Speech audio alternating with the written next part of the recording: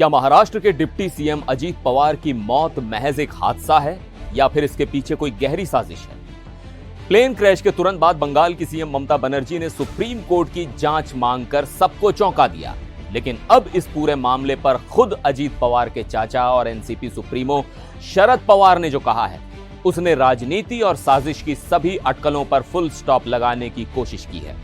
आखिर क्या हुआ था उस आखिरी वक्त में कॉकपिट के अंदर? नमस्कार, मैं हूं सिद्धार्थ प्रकाश। आज महाराष्ट्र की राजनीति के लिए, पवार परिवार के लिए बहुत भारी दिन है।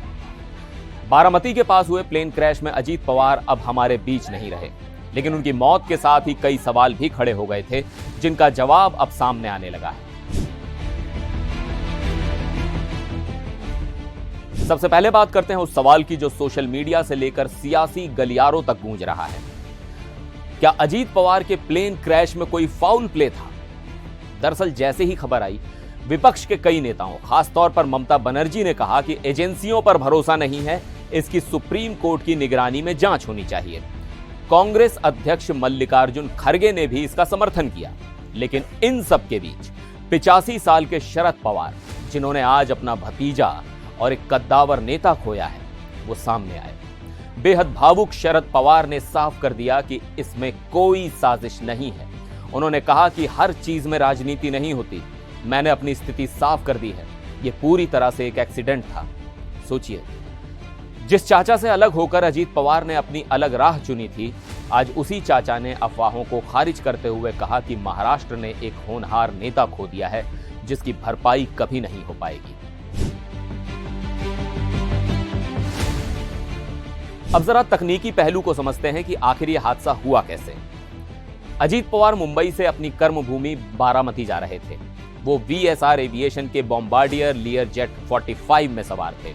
सरकार और एविएशन मिनिस्ट्री ने जो शुरुआती जानकारी दी है, वो रोंगटे खड़े करने वाली है। बारामती में विजिबिलिटी यानी दृश्यता बहुत कम थी। पायलट ने लैंडिंग की कोशिश की, लेकिन हालात ठीक नहीं थे। यहां आपको दो टेक्निकल शब्द समझने होंगे जो इस हादसे की वजह बने। पहला है गो अराउंड। जब पायलट को लगता है कि लैंडिंग सुरक्षित नहीं है, तो वो प्लेन को वापस ऊपर ले जाता है। इसे गो अराउंड कहते हैं।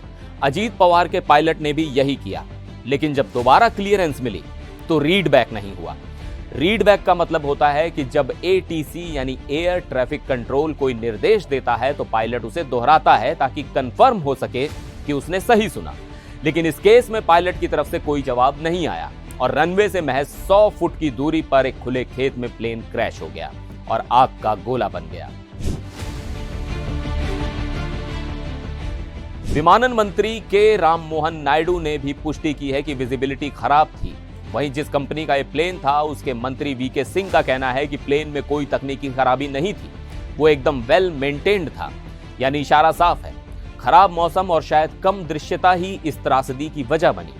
डीजीसीए और एएआईबी की टीमें मौके पर पहुंच चुकी हैं और ब्लैक बॉक्स की जांच के बाद ही पूरी सच्चाई सामने आएगी। अजीत पवार का जाना महाराष्ट्र की राजनीति में एक बड़ा शून्य पैदा कर गया है। वो महाराष्ट्र के लंबे समय तक, बल्कि सबसे लंबे समय तक रहने वाले डिप्टी सीएम थे। पृथ्वीराज चव्हाण से लेकर देवेंद्र फडणवीस और एकनाथ शिंदे तक उन्होंने सबके साथ काम किया। शरद पवार ने सही कहा, कुछ नुकसान की भरपाई नहीं हो सकती। आज हम सब की संवेदनाएं पवार परिवार, उनकी पत्नी सुनेत्रा परिवार, उनके बेटों के साथ।